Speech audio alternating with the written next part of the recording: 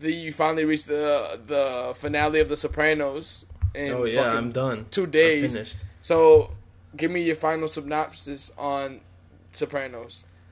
It's a great show. Exactly. This nigga was mid in episodes and be like, I don't really like this shit no more. And I'm like, I said the same shit around that season, but that shit boots up like crazy. No, I think it was season 4 or 5 that are just really bad and slow. And well, I think those seasons and then season set 6, up for the next seasons to come up. By the way, season spoiler, because 6 we is definitely like, spoiling shit. Oh yeah, I mean season 6 is then like really, really, really fast. Like, yeah, so much shit happens. That's true. Yeah. And it just really speeds up. I don't like how Phil is the final villain. I thought that was lame. I don't want Phil as my final villain. I think I kind of saw that coming when. Yeah, but I get it at that point. At that point, there's no one else. Yeah, there's no one else. Everybody got clipped already, nigga. Everyone's fucking dead. Now that last episode is really good, fam. Now that last episode, that last season leading up to that when what's the nigga's name? Baklava? Bobby Baklava? Bacala. When he gets killed in the train store? Bro, I was so sad about phenomenal Bobby, scene, bro. That's a phenomenal scene. He was fun to get the blue comet for his son. To get his love back into... Can we give a description going back to this hotline conversation of how happy you were when AJ was gonna jump in the pool with the brick? No, look, you're making me sound like a psychopath. What I said was like, if AJ kills himself, the show is phenomenal. Look, I'm not, but what I meant to say was the writing as well. The writing of his character, that if it ends like this, everything makes sense. Yeah. I mean, they tied it back in anyways, to be honest. I kind of wish that he did, because in the last episode where they bought him a BMW and he's like talking on the phone and picking up his girlfriend from high school. He's the manager? It's fucking ridiculous, man. His girlfriend from high school?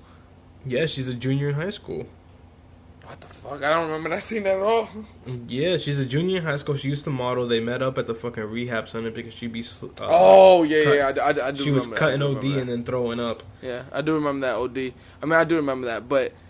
Also, the best part of the season finale is having to watch Meadow parallel park for 10 minutes. That's not what you text me, but alright. What do you think about the last episode, the way it ended? Do you think it's warranted, the hate that it gets, or is it just like whatever? No, I think it's like it's better than the Game of Thrones ending. 100%. I think that's the way to end that, to be honest. I think there's like an obvious like go-to belief of what happens, right? Yeah. Because every time the theory is that every time someone goes to the door, you see Anthony look up, right? Yeah.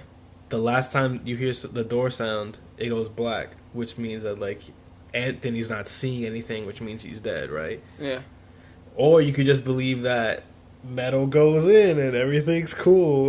Like you get to choose, like everything's fine.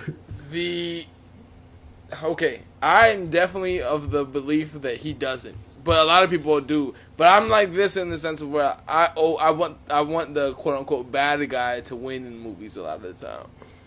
I don't like in my personal like worldview of The Sopranos. I don't think he dies either. Yeah, I don't either. I don't think he dies. I think he's fine. I hope they. Well, you can't do it because he passed away. Rest in peace. But I would hope that like they didn't have a. Like I hope they didn't want to reboot that later on. I hope that wasn't their plan to do. I don't think they can because they got that new movie coming out too.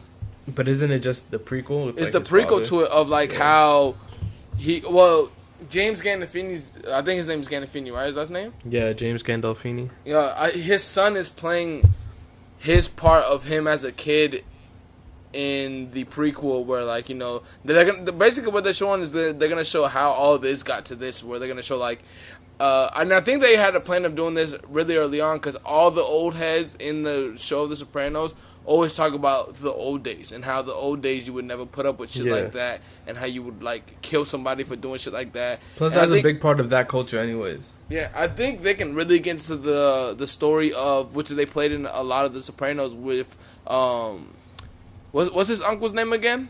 The one who we'll see now? Junior. Uncle Junior, his pops, and how Uncle Junior got to be like how he is. and then you can go to early Phil days, and you know all the old heads who like they were like, oh, when he was a boss, shit was better and stuff like that. Like that, I think that movie's gonna be really good. Actually, Joy Diaz is in that movie as well.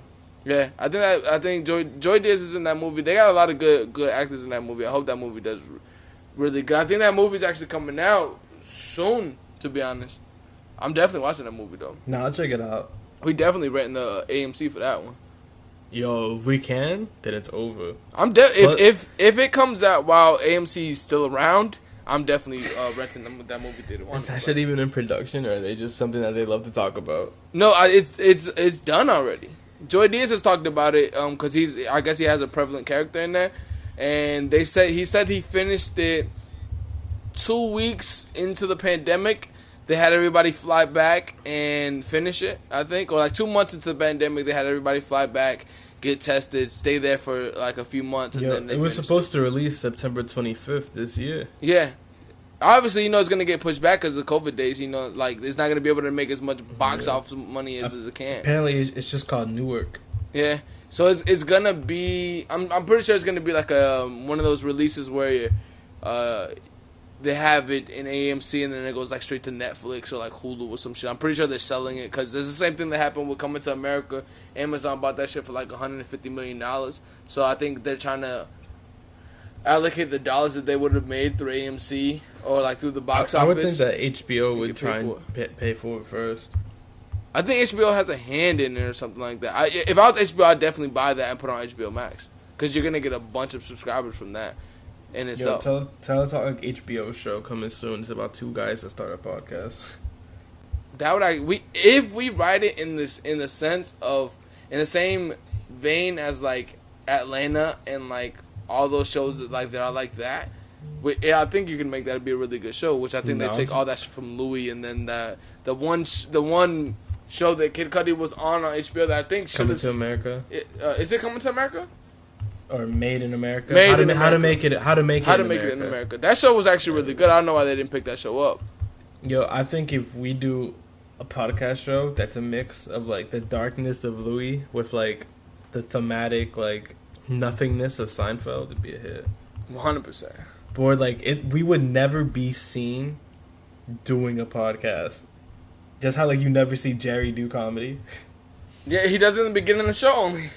Yeah, but that's like a pretext for the show. Like, it's just like a bit.